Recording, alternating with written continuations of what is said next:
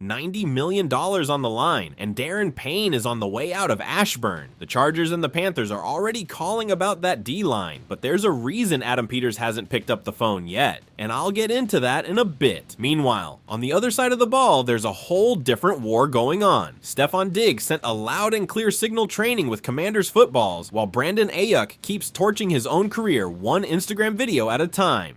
Two receivers, two completely different paths, and only one of them is walking into Ashburn wearing burgundy and gold. I'll tell you which one. And to close things out, the story that honestly hurts to tell, Brandon Coleman, the third-round pick everybody forgot about, is fighting for his job before training camp even starts. And what happened to his body last year could change everything we thought we knew. Stick around, because these three stories connect more than you think. Raise hail.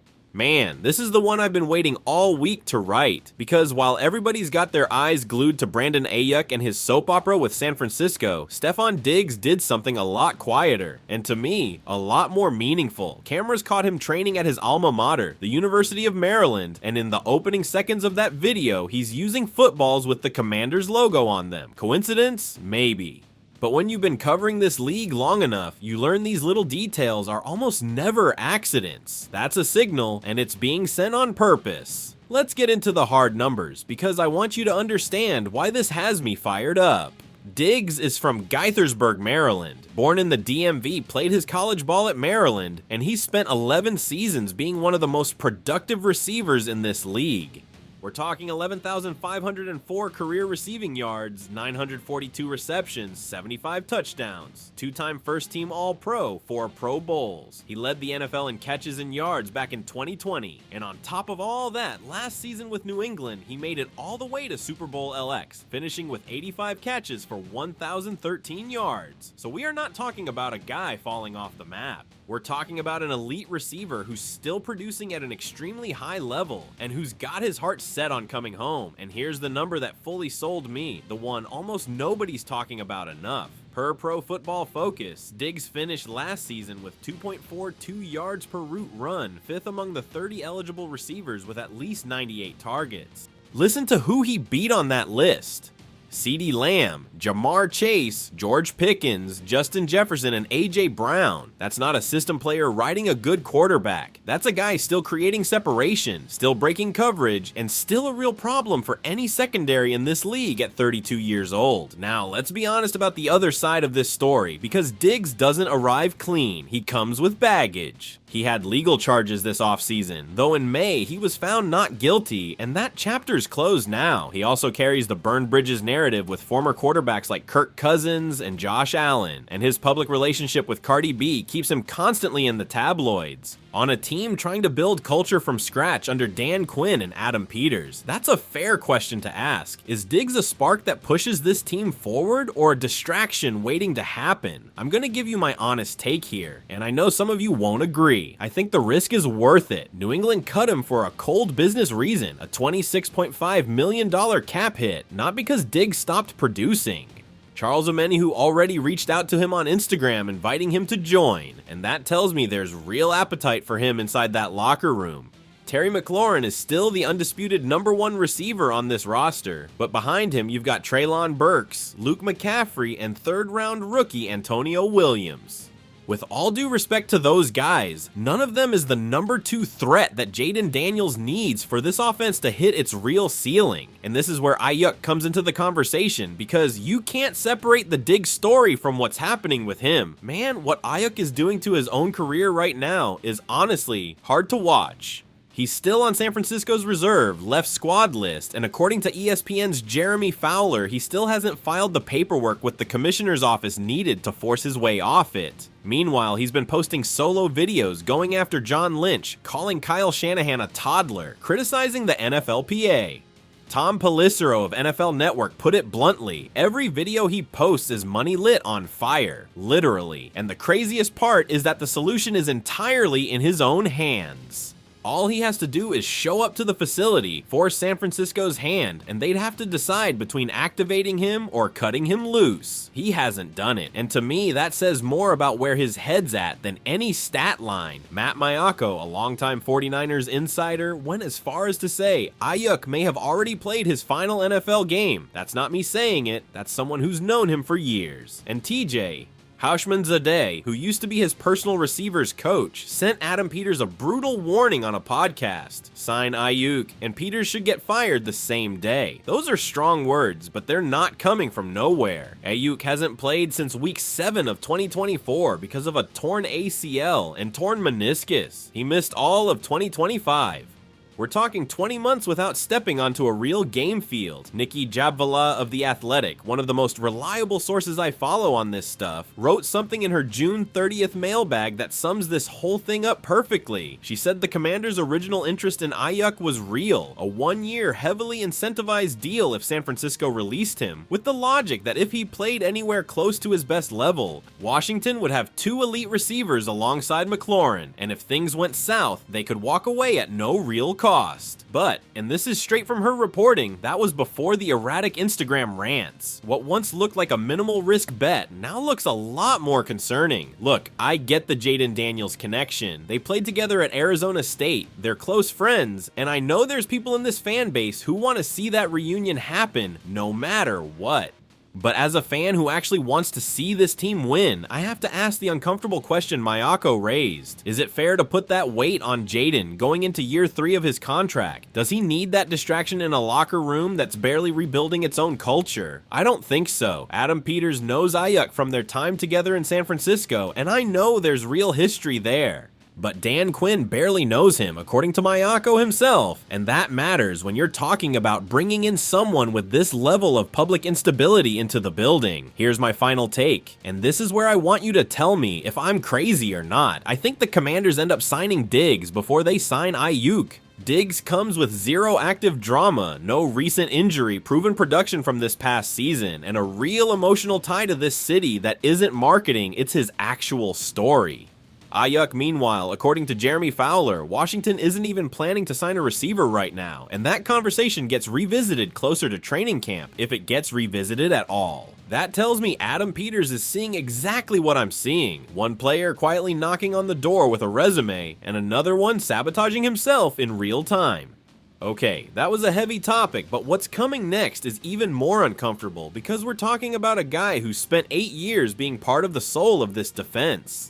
Darren Payne enters 2026 in the final year of his 4-year, $90 million contract, and the signs that this could be his last year in Washington are everywhere. Let's start with the numbers because they're clear. Payne's carrying a cap hit of $27.95 million this year, with a base salary of $16.4 million plus a $5 million roster bonus. There's no guaranteed money left on the deal. All $59 million of that guaranteed money is already paid out. That means from a pure business standpoint, Washington can move him without any real financial penalty. And here's the detail that I think is central. ESPN's John Keim reported that Adam Peters made it clear the only extension the front office was negotiating this offseason was Laramie Tunsil's. With Payne, the plan is to wait and see how he fits in Daronte Jones' scheme before any extension talk starts. And that scheme point matters, bro. This isn't a small detail. Daronte Jones is bringing in a 3-4 base defense, a real shift from the 4-man front Washington's run for years. Payne built his entire career as a 4-man front interior tackle, a guy who wins with pure power in the middle.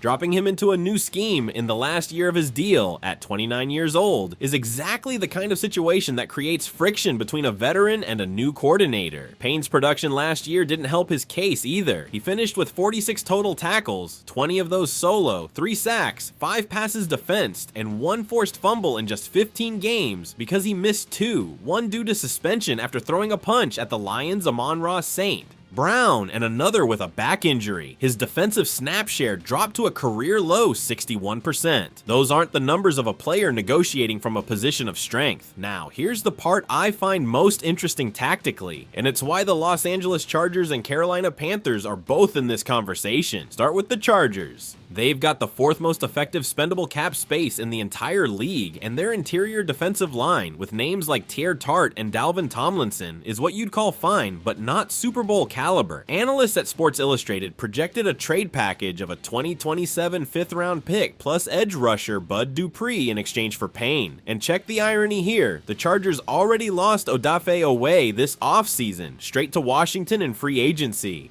It'd be almost poetic if Washington returned the favor by taking their interior tackle. With Carolina, the logic's different, but just as solid. Bleacher Report flagged him directly as a trade candidate, and the scheme fit with the Panthers makes real sense. Next to Derek Brown, Payne wouldn't have to carry the load of being a 10-sack-a-season wrecking ball. He'd be the complementary piece, the guy eating double teams while Brown does the dirty work.